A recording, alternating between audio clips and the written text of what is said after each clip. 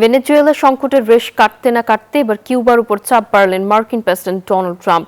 তেল ও অর্থ সরবরাহ পুরোপুরি বন্ধের ঘোষণা দিয়ে দেশটির সরকারকে দ্রুত যুক্তরাষ্ট্রের সঙ্গে চুক্তিতে আসার পরামর্শ দিয়েছেন তিনি। তবে ট্রাম্পের এই হুমকির তীব্র নিন্দা জানিয়ে সার্বভৌমত্ব রক্ষার ঘোষণা দিয়েছেন কিউবার প্রেসিডেন্ট। চরম বিদ্যুৎ সংকটের মধ্যেও লড়াইয়ের প্রস্তুতি নিচ্ছে দেশটির জনগণ।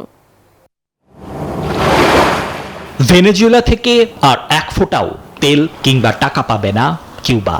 রোববার ট্রুথ সোশ্যালে এমন হুঁশিয়ারি দিয়ে মার্কিন প্রেসিডেন্ট ডোনাল্ড ট্রাম্প সাফ জানালেন, দেরি হওয়ার আগেই যুক্তরাষ্ট্রের সঙ্গে সমঝোতায় আসতে হবে হাভানাকে। ট্রাম্পের এই প্রস্তাব সরাসরি নাকচ করেছেন কিউবার প্রেসিডেন্ট মিগেল দিয়াস কানেল। কড়া জবাবে তিনি বলেন, স্বাধীন দেশ হিসেবে কারো হুকুম মানবে না কিউবা। সার্বভৌমত্ব রক্ষায় শেষ রক্তবিন্দু দিয়ে লড়াইয়ের ঘোষণা দিয়েছে হাভানা। এদিকে ভেনেজুয়েলার প্রেসিডেন্ট নিকোলা মাদুরো আটকের পর তেল সরবরাহ বন্ধ হওয়ায় চরম বিদ্যুৎ সংকটে কিউবা। তবে অন্ধকারের এই কঠিন সময়েও ট্রাম্পের ধমকে ভয় না পাওয়ার কথা জানাচ্ছেন সাধারণ মানুষ। এখানে বিদ্যুৎ নেই, গ্যাস নেই, কিছুই নেই। মানুষ খুব কষ্টে আছে। সরকারকেই এখন দ্রুত সিদ্ধান্ত নিতে হবে। ভেনেজুয়েলার তেল আসলে যাচ্ছে কোথায়?